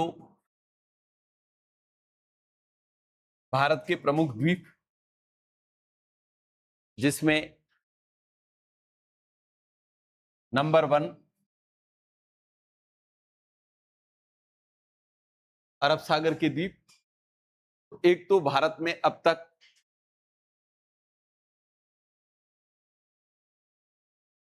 247 द्वीप, आइलैंड की संख्या कितनी है? 247, जिसमें से 204 बंगाल की खाड़ी में और 43 कहां पर है? अरब सागर। अरब सागर के द्वीप चट्टानी द्वीप है या प्रवाल निर्मित, जबकि बंगाल की खाड़ी के द्वीप या तो मिट्टी निर्मित है या हिमालय का हिस्सा है। एक तो अरब सागर के द्वीप, बहुत सारे द्वीपों पर बात कर चुका हूं, केवल याद दिलाने के लिए पढ़ा रहा हूं ये। एक तो दीव, खंबात की खाड़ी में स्थित द्वीप। इसके बाद अलिया बेट और खड़िया बेट लिखवा चुका हूं। अलिया बेट ताप्ती नदी के मुहाने पर सूरत शहर के समीप, खड़िया बेट नर्मदा नदी के मुहाने पर भरूच शहर के समीप। होगी गुजरात के तट पर 4 द्वीप। इसके बाद यहां महाराष्ट्र के तट पर खुद मुंबई किस द्वीप पर है? सालसेट। मुंबई महानगर किस द्वीप पर है? सालसेट द्वीप पर। इसके बाद मुंबई के पश्चिम में कृत्रिम द्वीप, मुंबई हाई, भारत का सबसे समृद्ध खनिज तेल उत्पादक क्षेत्र। इसके बाद यहीं पर द्वीप एलिफेंटा, गुफाओं के लिए जाना जाता है, और बसीन, यहां का महत्वपूर्ण द्वीप। इसके बाद लक्षद्वीप समूह पढ़ा चुका हूं। इधर बंगाल की खाड़ी के द्वीप बात कर चुका हूं। कोको, भारत और म्यांमार के मध्य विवादित द्वीप। न्यू मुरे, भारत और बांग्लादेश के मध्य विवादित द्वीप। इधर अंडमान निकोबार, इधर बेरन, इधर नारकोंडम, बेरम, अंडमान निकोबार द्वीप समूह के सारे द्वीप।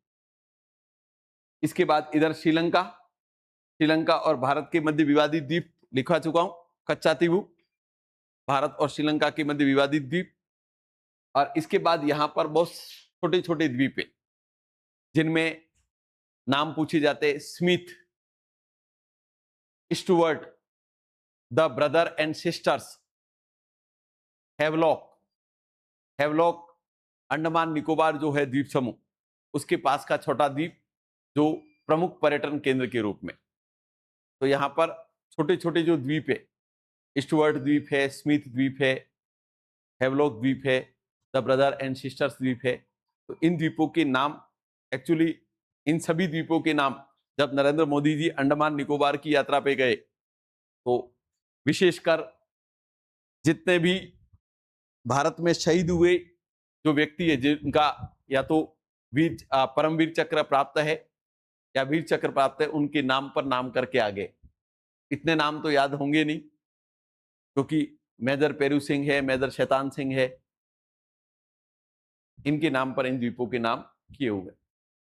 ठीक है, लेकिन हम ज्योग्राफी की दृष्टि से ब्रदर्स एंड सिस्टर्स द्वीप कहां पर है, स्मिथ द्वीप कहां है, स्टुअर्ट द्वीप कहां है, इन द्वीपों के। तो मेरे हिसाब से द्वीप हो गए। वापस रिपीट कर देता हूं, फिर जो जो नहीं लिखवाए वो लिखवा देता हूं। एक तो भारत में द्वीप कितने, 247। इसमें से बंगाल की खाड़ी में कितने, 4। बचे कितने, 43। 43 कहां पर, अरब सागर। अरब सागर के द्वीप या तो चट्टानी है या प्रवाल निर्मित है। बंगाल की खाड़ी के द्वीप या तो हिमालय का हिस्सा है या मिट्टी निर्मित है।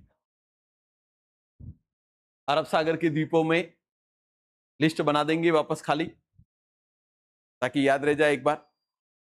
दीव, खड़िया बेट, अलिया बेट, सालसेट द्वीप जिस पर मुंबई महानगर, मुंबई हाई, पश्चिम में एलिफेंटा गुफाओं के लिए प्रसिद्ध बसीन। इसके बाद लक्षद्वीप समूह, इसके बाद बंगाल की खाड़ी में कोको, भारत और म्यांमार के मध्य विवादित, न्यू मुरे, भारत और बांग्लादेश के मध्य विवादित, कच्चा तीवू, भारत एवं श्रीलंका के मध्य विवादित मन्नार की खाड़ी में स्थित द्वीप। इसके बाद अंडमान निकोबार और अंडमान निकोबार के अन्य छोटे द्वीप। लिख दे, देखो 2 घंटे में थक जाते हो आप लोग लिखते लिखते। ठीक है,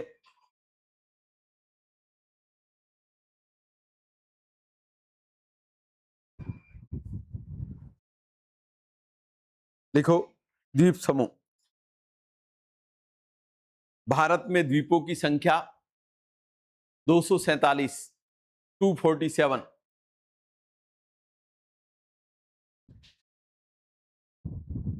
जिसमें से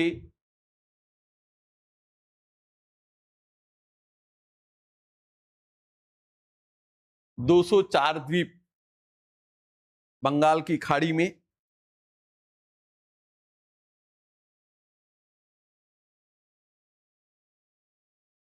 एवं 43 द्वीप अरब सागर में।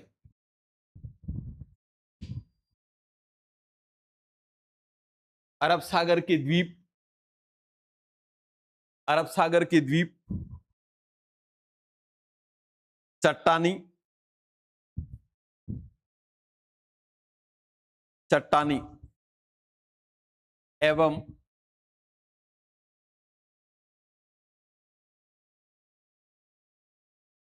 प्रवाल निर्मित है।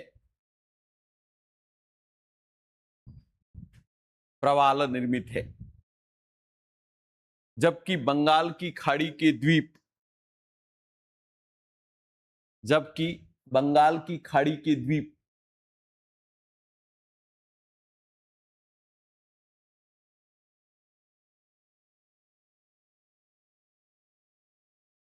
हिमालय का भाग एवं मिट्टी निर्मित है। मिट्टी निर्मित।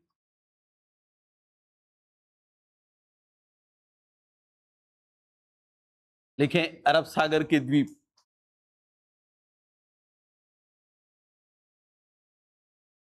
अरब सागर के द्वीप।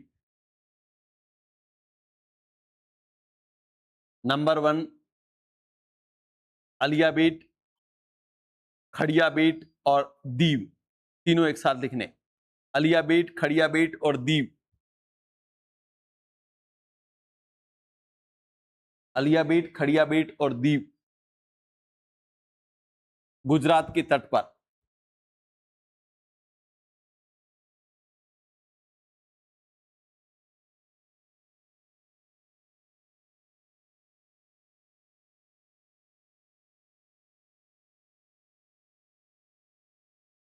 नंबर 2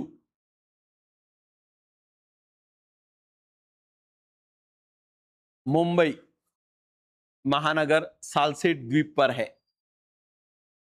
मुंबई महानगर सालसेट द्वीप पर है।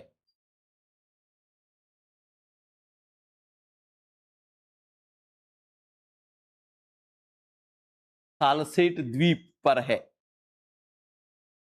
इसके बाद मुंबई हाई। मुंबई हाई हिंदी लिखना चाहो तो उच्च लिख दो। मुंबई हाई या मुंबई उच्च।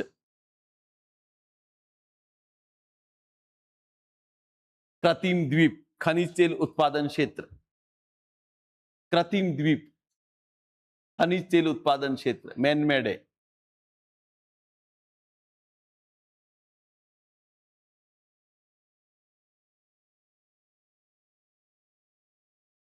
इसके बाद एलिफेंटा एवं बसीन। एलिफेंटा एवं बसीन मुंबई के तट पर। एलिफेंटा एवं बसीन, मराठा में पढ़ते हो बसीन की संधि, यही बसीन है।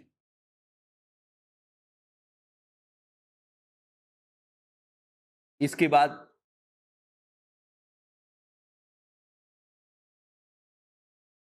लक्षद्वीप समूह।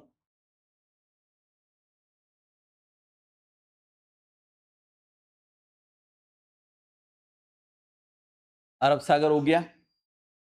बंगाल की खाड़ी के द्वीप।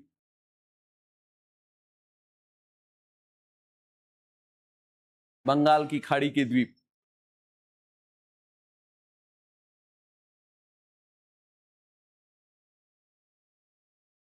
Number 1 cocoa.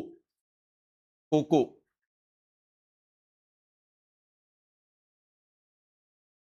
भारत एवं म्यांमार की मध्य विवादित द्वीप।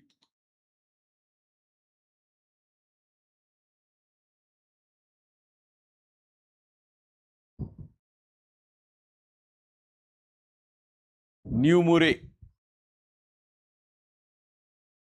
कोको लिख दिया।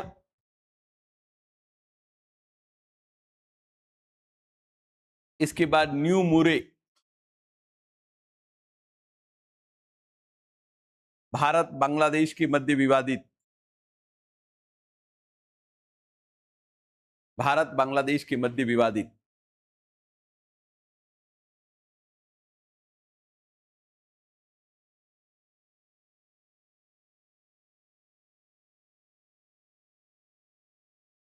कच्चा तीबू मन्नार की खाड़ी। मन्नार की खाड़ी भारत श्रीलंका की मध्य विवादित। कच्चा तीबू।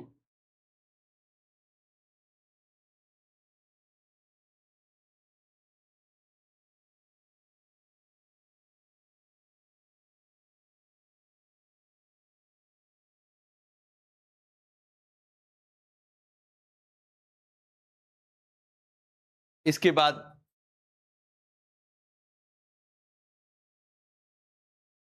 अंडमान निकोबार।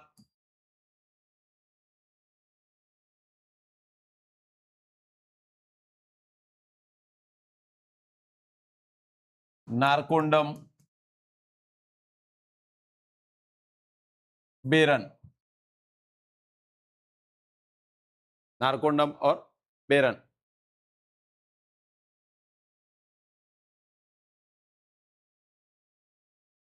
लिखो अंडमान के अन्य द्वीप। अंडमान के अन्य द्वीप। अंडमान के अन्य द्वीप।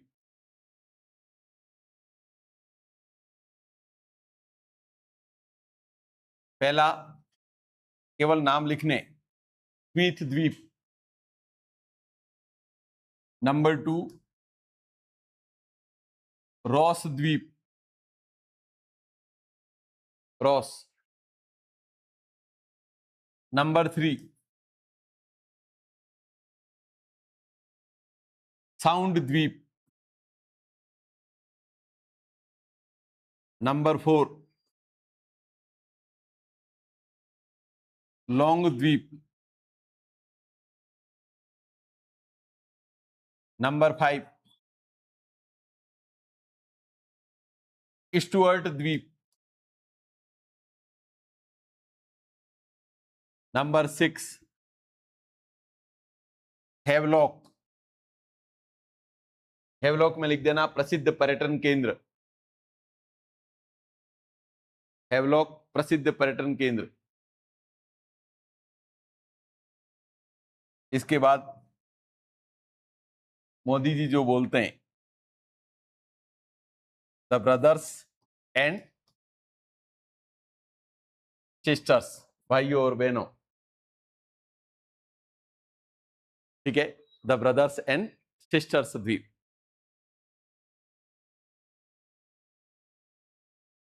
Okay, now first topic physical division of India is over.